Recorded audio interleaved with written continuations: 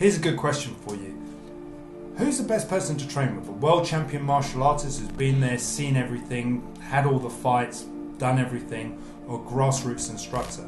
Who would be better? Grassroots being the guy that works in the local community centre. You know, he's just an ordinary guy who teaches kids or adults and he's been doing it for donkey's years. Who's going to be the better person for you? Well, there's obviously lots of different answers for the question, and it really depends on what you want to achieve. Obviously, if you want to be a world champion martial artist, whether it be in jiu-jitsu, kickboxing, Thai boxing, MMA, or whatever it is, you need to find a team that can actually do that for you.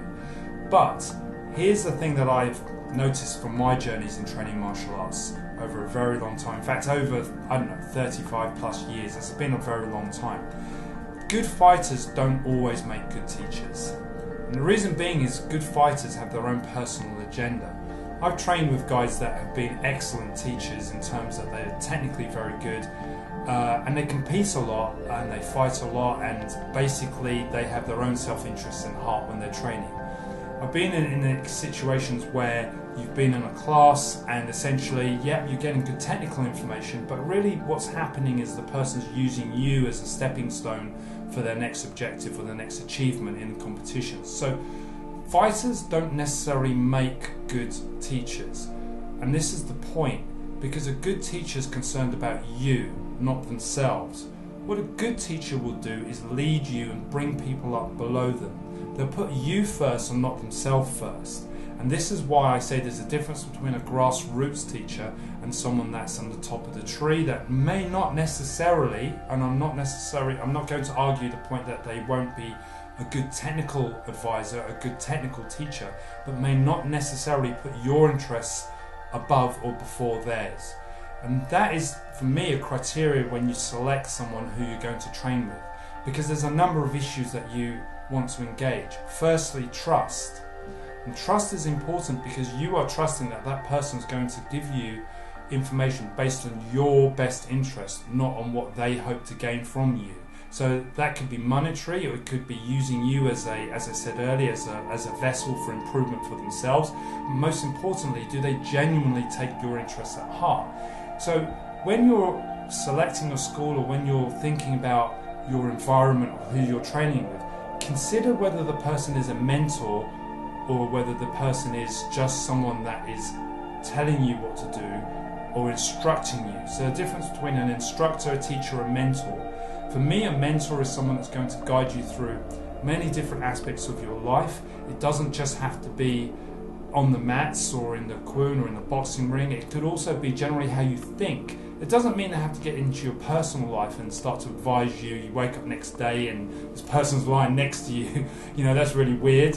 Okay, but what I'm trying to say is, jokes aside and puns aside, is that a person that cares about you and your development in martial arts will also put an effort into developing you in that situation, in that Chun, in that environment, in that gym.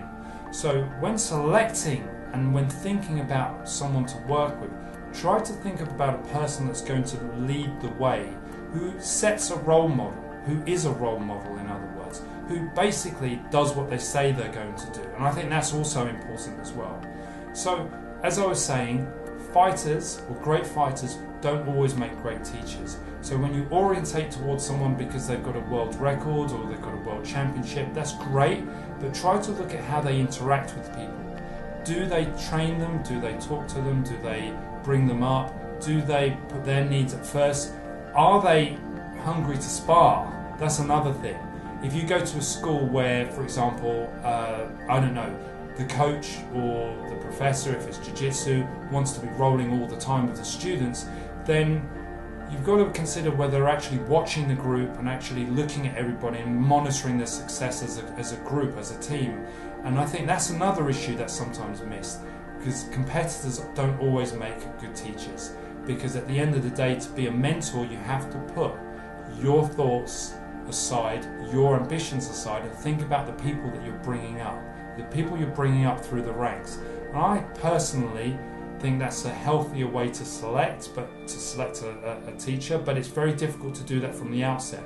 So what do you do? Well, my advice would be to chat to someone, go to a class, take a few classes with that person, see how they interact with other students, see how they interact with you.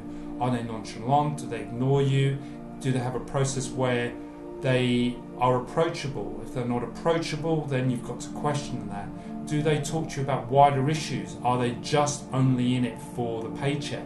You know, these are the sort of things that you should try to feel out, and most importantly, be comfortable.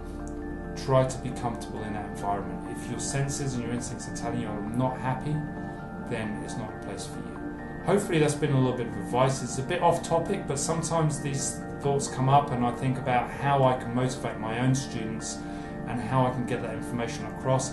And we're doing quite well on the channel, so if there's any thoughts, anybody's got any comments, anything you want to discuss that relates to psychology, motivation, martial art training, if you just generally want to go through some mentoring on how we can do or achieve certain goals within martial arts, or even life in general, but martial arts applied to life is even better, then of course please leave a comment below. I'll be happy to read it, get back to you if I can. We're getting so many comments these days, it's quite difficult for me to keep up, but you can also personal message me or even find me on Facebook.